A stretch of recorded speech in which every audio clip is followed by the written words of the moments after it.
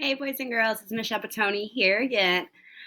Today, I wanted to go over our science for the week. So, this week we're going over animal characteristics. So, this is everything that the animal has on their body that helps them in their environment and to survive. So, I'm going to start our PowerPoint here.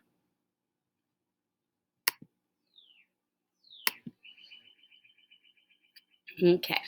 So animal characteristics, and of course I've added a elephant and the tiger on the side. So like I said, characteristics are something that you can observe about an object using your five senses. And we know that our five senses are hearing, smell, taste, touch, and vision, which you can see. So, for example, if we're talking about the elephant, you can hear the roar that they make.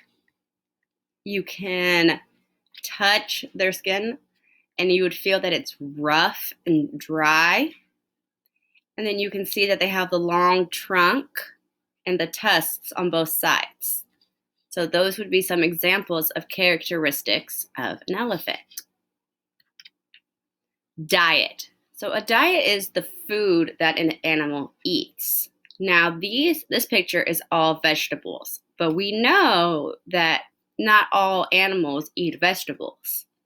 In fact, we know that humans, us, we're animals too. And we don't eat just vegetables and fruit. We eat meat and other things too.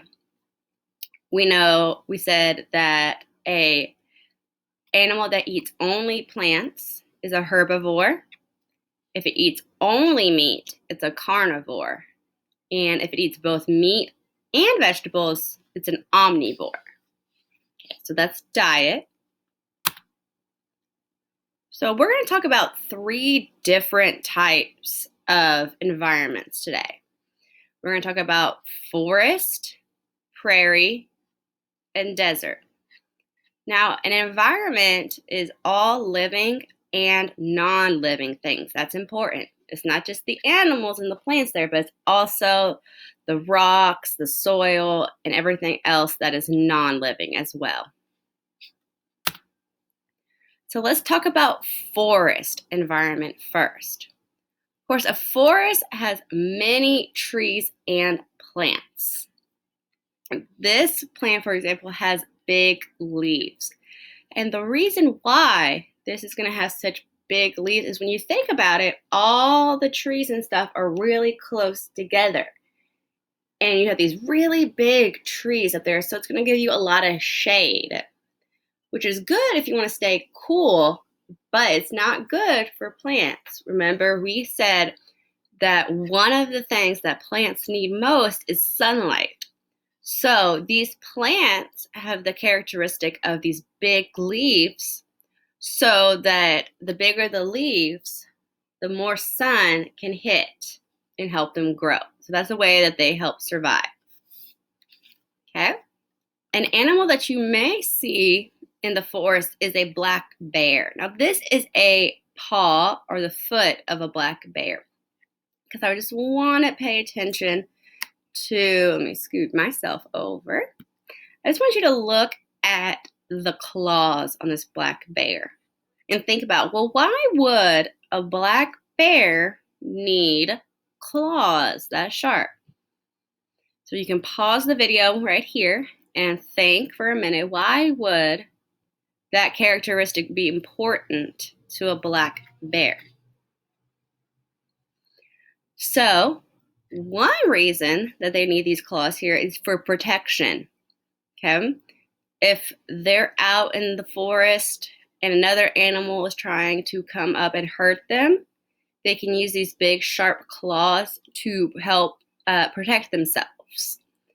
Another reason could be that it helps them climb things. You see how it can grip onto this wood right here, and it helps them climb up.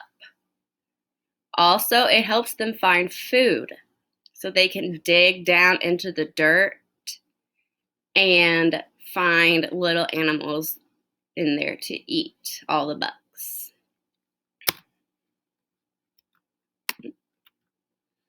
Next is the prairie environment.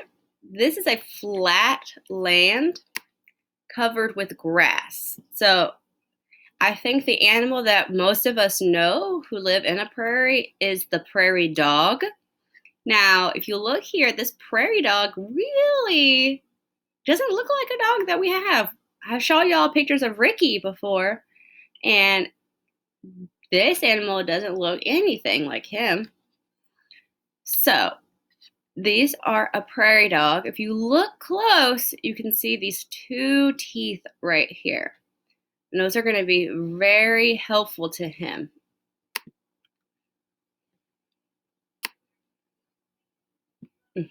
So they also have these sharp claws, just kind of like the black bear did, but he lives in a different environment.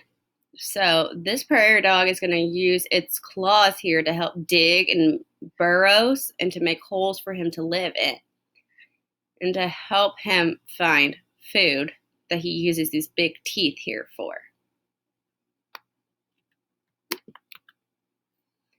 The last environment is the desert environment. We know that a desert is a land that is very dry.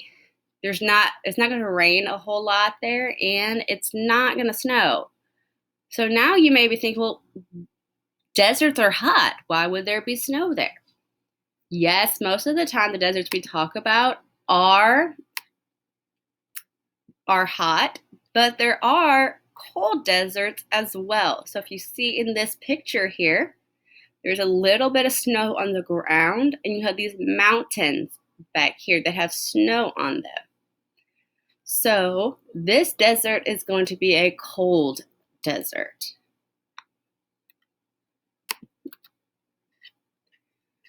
So a cactus here is going to be in a hot desert. This is a plant that lives in one of the warmer climates.